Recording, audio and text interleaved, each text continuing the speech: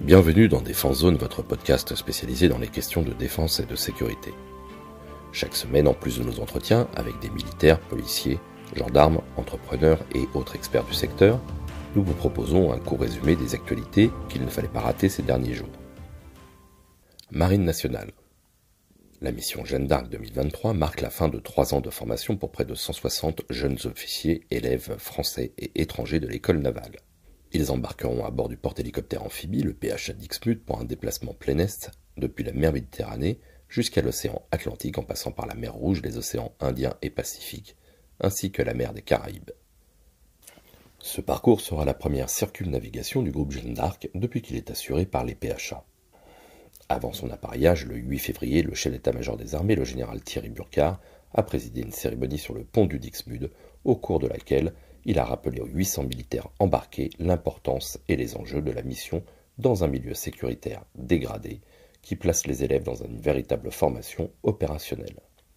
Pour cette nouvelle mission, le Dixmude embarque un hélicoptère Dauphin de la flottille 35F, une flottille amphibie avec un engin de débarquement amphibie rapide, un engin de débarquement amphibie standard et un chaland de transport de matériel.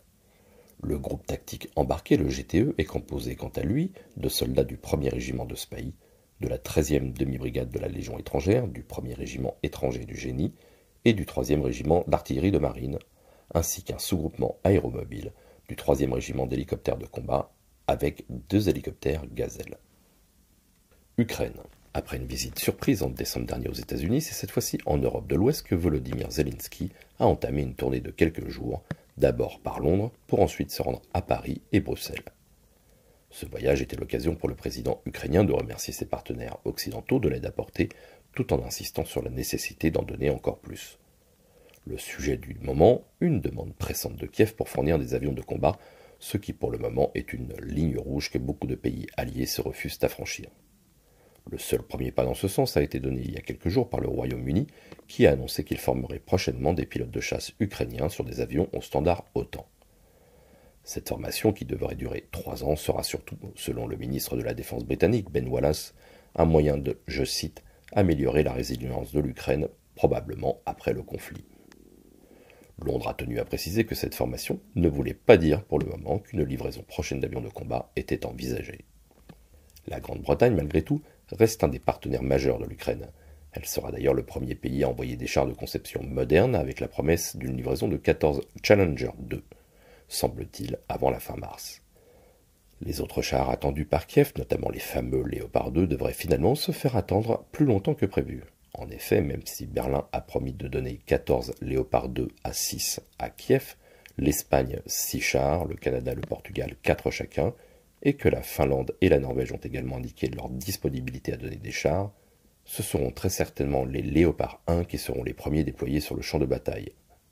2 sociétés allemandes, Rheinmetall et Flensburger Fahrzeugbauketenschaft, pourraient livrer assez rapidement de 50 à 100 de ces chars, dont elles ont la gestion des stocks. Les ministères allemands, néerlandais et danois de la défense ont également annoncé leur intention de remettre en état 100 chars Léopard 1 à 5 pour les livrer à l'armée ukrainienne. La Belgique pourrait également se joindre à cette initiative en restaurant 20 chars. Au total, Kiev pourrait recevoir un maximum de 178 Léopard 1 à 5. Paris, de son côté, a renforcé son soutien militaire à Kiev en annonçant la fourniture prochaine de 12 canons César, en plus des 18 déjà en opération. Le Danemark ayant fait don des 18 César qu'il possédait, cela signifie que Kiev disposera de 47 canons. La France et l'Australie ont également signé un accord pour produire davantage de munitions au standard OTAN utilisé par le César, afin de pouvoir alimenter les besoins des artilleurs ukrainiens. En outre, près de 2000 soldats ukrainiens seront formés en France d'ici l'été et 150 militaires français seront déployés en Pologne pour former 600 soldats ukrainiens par mois. Pologne. Même si le soutien à l'Ukraine reste la priorité pour les États-Unis, Washington ne compte pas ignorer les plus proches pays de Kiev, pour la plupart hostiles à la Russie. Ainsi, les USA ont confirmé le mardi 7 février la vente de 18 systèmes de lance-roquettes HIMARS à la Pologne, qui est membre de l'OTAN et frontalier de l'Ukraine, pour un montant de 10 milliards de dollars. L'Agence américaine de coopération pour la défense et la sécurité a déclaré dans un communiqué que cette vente renforcera les capacités militaires de la Pologne, tout en améliorant son interopérabilité avec les États-Unis et d'autres alliés. La Pologne, de son côté, a déclaré avoir l'intention d'utiliser ses équipements de défense pour moderniser ses forces armées et renforcer sa sécurité intérieure, ainsi que pour dissuader les menaces régionales. Le système HIMARS, fabriqué par l'entreprise américaine Lockheed Martin, est un lance-roquettes monté sur des blindés légers utilisé par l'armée américaine et, depuis cette année, par les forces ukrainiennes. Il peut être équipé de 6 missiles d'une portée limitée à environ 80 km ou d'un seul missile tactique, ATA-CMS, capable d'atteindre des cibles à 300 km. Jusqu'à présent, Washington avait refusé de fournir ce type de missile à Kiev pour éviter que des armes américaines n'atteignent le territoire russe. La transaction signée avec Varsovie, quant à elle, comprend 45 ATA-CMS. Armement. Pendant plusieurs mois, les hommes du 3e régiment d'infanterie de marine, sous le contrôle du Battle Lab Terre et de la section technique de l'armée de terre, la STAT, ont testé un nouveau système de calcul balistique développé par la société belge FN Herstal. Les tests particulièrement concluants ont démontré une nette amélioration des performances des tireurs, avec une réduction de 40% du délai de détection, tout en augmentant de 25% la précision des tirs et en allégeant de 6 kg le matériel transporté. Fort de ces résultats, le ministère des Armées a annoncé une première commande du système FN Eliti, en complément du premier lot commandé pour les tests initiaux début 2022. Pour le chef d'escadron, Tanguy Debrosse du Battle Lab Terre, ce premier projet mené avec succès avec FN Herstal ouvre la voie à l'acquisition d'une capacité complète et de futures collaborations avec l'armurier belge. Fin de citation. Turquie. Après les 2 terribles tremblements de terre qui ont frappé le sud de la Turquie et le nord-ouest de la Syrie le lundi 6 février, faisant au dernier bilan plus de 22 000 morts, la France a donné son feu vert à l'envoi d'équipes de l'unité d'instruction et d'intervention de la sécurité civile numéro 1, l'UISC 1 de Nogent-le-Rotrou, pour venir en aide aux populations touchées. Après une première aide d'urgence quelques heures après la catastrophe, c'est via le mécanisme de protection civile de l'Union européenne que Paris a procédé à la mise en route des militaires et secouristes, ainsi que plusieurs personnels du Centre de crise et de soutien du ministère de l'Europe et des Affaires étrangères, le CCS-MAE. Le détachement est composé de 2 équipes de recherche et de secours sous décombres, dont 71 sapeurs-sauveteurs et 4 chiens de l'UISC 1, et 65 sapeurs-pompiers et 6 chiens de la zone de défense et de sécurité d'Île-de-France. Le premier groupe a été transporté lundi soir par l'armée de l'air et de l'espace depuis Paris, et une partie du fret a été envoyée par A400M depuis la base aérienne d'Évreux. Cette opération est coordonnée par le CCS-MAE en collaboration avec l'ambassade de France à Ankara.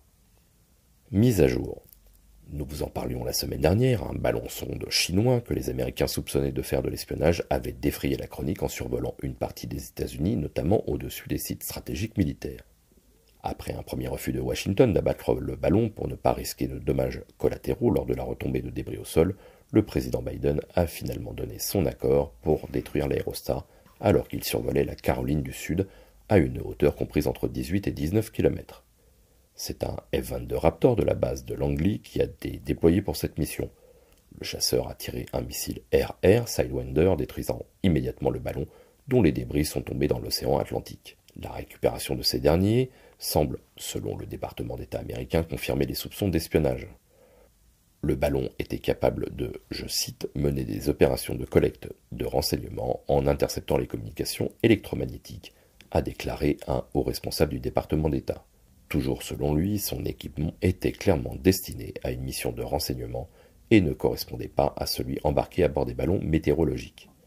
Il comportait en effet de multiples antennes, probablement capables de recueillir et de géolocaliser des communications. Il était aussi équipé de panneaux solaires suffisamment grands pour produire l'énergie nécessaire au fonctionnement de plusieurs capteurs actifs de collecte de renseignements. Voilà pour l'essentiel de l'actualité cette semaine. Pour en savoir davantage sur cet univers et pour découvrir tous nos articles et reportages, rendez-vous sur notre site internet défense-zone.com. Pour plus de brefs, d'articles de fond et de photos, nous éditons également tous les 3 mois un magazine papier que vous pouvez recevoir en étant abonné à notre espace premium. Il vous permettra aussi d'avoir accès à des contenus exclusifs sur nos différents supports. Vous trouverez tous les liens nécessaires dans la description de cet épisode. En attendant, nous vous souhaitons une bonne journée et nous vous donnons rendez-vous la semaine prochaine pour un nouveau résumé de l'actualité des forces de défense et de sécurité.